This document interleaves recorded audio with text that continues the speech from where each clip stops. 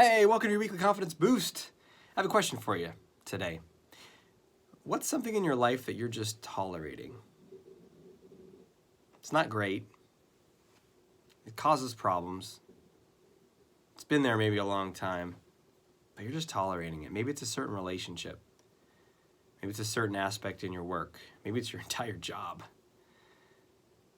Maybe it's a certain relationship you have with food or how you treat yourself. For me, it's a certain aspect of anxiety, and I'll share what it is in just a minute, that I was just tolerating.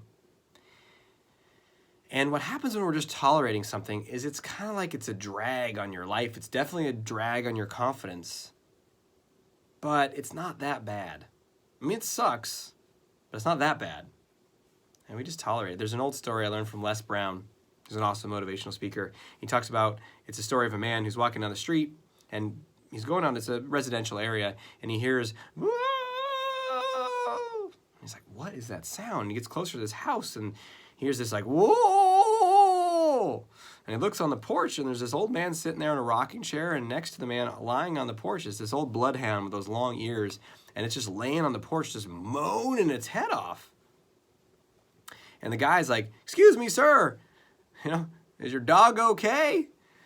And the old man looks down at the dog, looks at the guy, he's like, yep, he's just laying on a nail. And the guy in the street's like, why doesn't he get up and move?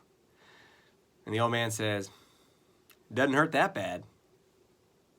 And that's what most of us are doing in our lives with a lot of things, right? It's like, yeah, it sucks, it's hard, it's painful. Not that bad. And then we complain about it, and we whine about it, and we tell other people about it, and we feel self-pity about it, and we feel angry and frustrated about it, and we say, I'm going to do something about it, but then we don't really do something about it because we don't want to go through that discomfort of really changing the thing. And so we're a little bit committed, but not really committed. We're not a level 5 commitment as I teach them. And so nothing changes, and we keep tolerating it. And then we might even get a little bit of helplessness flavor in there, like, well, this is just how it is for me. I'm never going to be free of this. Or we get into blame about it, like, this wouldn't be happening if they weren't like this. My boss is such a poop head, right? Whatever it is. I'm sure you use poop head all the time in your own thinking. So, are you done? Are you done? No one can answer that but you. I know I'm done with something. Here's what I'm done with. So, for a long time, I've had in the background a fear of failure, particularly business and finances. And it's this fear of loss, fear of loss of money, not just a little bit of loss, but fear of catastrophic kind of ending of a business. And it was always really confusing to me because I was like, I could rationally see well, hey, I'm a pretty, smart, motivated guy. I could figure alternatives out, or if that doesn't work out, or if that business thing fails, I could do this, I could do that, I could always go that. I had tons of contingency plans, but that fear was always still there. And oftentimes it would be dormant for long periods of time. And that's how it is in the shit that we're tolerating, isn't it? That relationship that doesn't work for you is it's not awful 24/7. If it was, you'd be out of there. It's pretty good, and you got this nice thing. And then all of a sudden you're like, oh God, they treat me so poorly. Oh, this is awful. And then it goes back and you work through it and it's okay for a little while again. Same thing with your work. Maybe it's some things are good about it, but some things are awful and they're not awful all the time. So we tolerate for these phases, and then we'll have this spike where it feels really terrible. And that's how it was for me.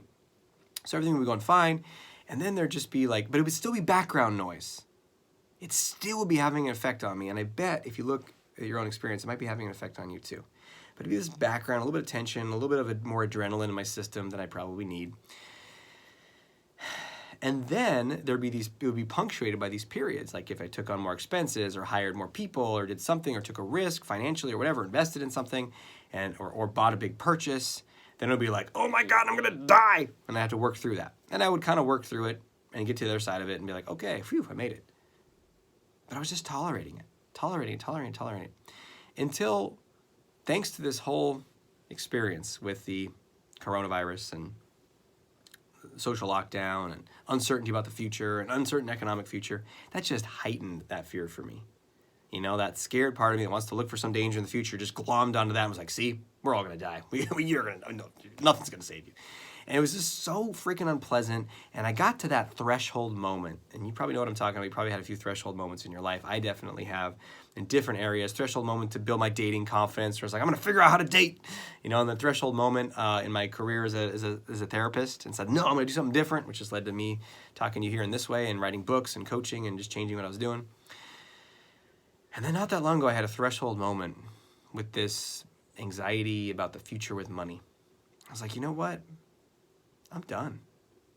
Yeah, it's not helped me back in major ways, in the sense I've still been able to be successful and provide for my family and grow a business. And it wasn't there all the time. It wasn't so bad. But you see how those are like justifications and excuses? Isn't that how you justify like an abusive relationship? Well, he's not that bad all the time. I mean, he only verbally abuses me like once a week, right? It's like, ugh. That's a horrible criteria, right? Same thing, it's justifications. And I got done with those freaking justifications. I was like, fuck that, enough. This is awful. This is affecting, and I just got on a rant. I went on a rant against it. And that's what I would encourage you to do, is go on a rant about the situation. Not a victim-y, like, it's not fair, and they did this to me, and it's awful. I'm talking about a rant coming from a place of like, I am the captain of my ship, and I'm going to fucking do something about this. Because if I don't, no one's going to save me. The salvation is within me. I must make this happen. And actually, the salvation is within we. Because once you make this core decision inside of yourself, you're going to realize that resources and opportunities and people and the universe conspires in your favor to help you actually figure out how to do it. So you don't need to figure out how you're going to make the change right now. You just make the decision to make that change. And so I got to this frustrated point. I was like, this is awful. Yeah, I mean, there's these spikes of anxiety that feel terrible, but even in the background, it can affect me. I could get home from work one day, and there's an up or down financial thing. I could be a little more tense. I could be less open with my kids. I could be a little less playful, and it's a little less fun. It's just like this sucking of joy, either 5% and at times 50% or 100% out of my life. Fuck that. I'm done with that. I'm going to break this tether in my mind. I'm going to reprogram this part of me. That's what I realized for me. Now, the how is going to come to you. But first, you got to make that powerful decision. So what is it for you? What in your life right now are you freaking done tolerating? And are you going to step up and do something about it? Yes or no? The answer, whatever comes out of your mouth, whatever comes to your mind, you'll know. If you're kind of like, man, that's not so bad, I was pretty justified, then maybe you're not in that place yet. And I respect that. You know, I wasn't, and you know, the threshold takes time to reach. I'm just hoping for some of you, and for you right now, maybe this video will push you along a little bit, because we got to get in that threshold moment. Anyway, it happened for me, and then I realized, okay, what am I going to do about this? And the answer is, the universe will conspire in your favor to help you figure it out. And you don't need to know all the steps ahead of time, you just need to know the first step. And so for me, I was like, you know what this is? I need to fundamentally reprogram some part of my mind. It's just my amygdala firing off. And so I need to have much greater control inside of there. So what it is going to be a series of practices. And there's these practices I use to deal with anxiety all the time for many years, but I'm going to consistently do them focused on finances and healing. And so I started doing that. I started bringing in more tapping, more EFT tapping, if you're familiar with that. I started bringing in more Qigong, more meditation, more journaling, all focused on what's there. Is it family stuff? Is it history stuff? Is it learn what I learned when I was a kid? Is it my own psychology, my own beliefs? And the answer is it's all that shit.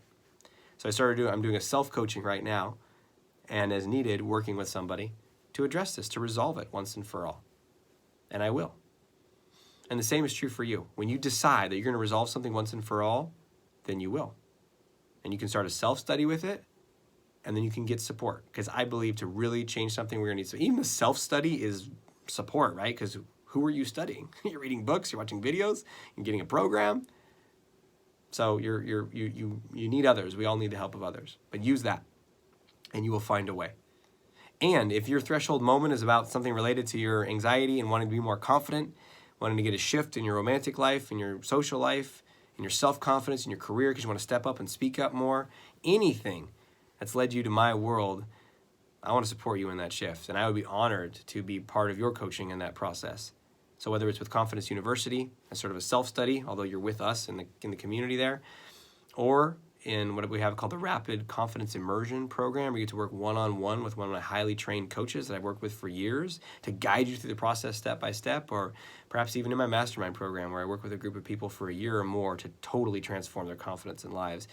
If in any way you're called to that, I would love to have that experience with you, and you can click down below to find out more about the coaching and how that all works.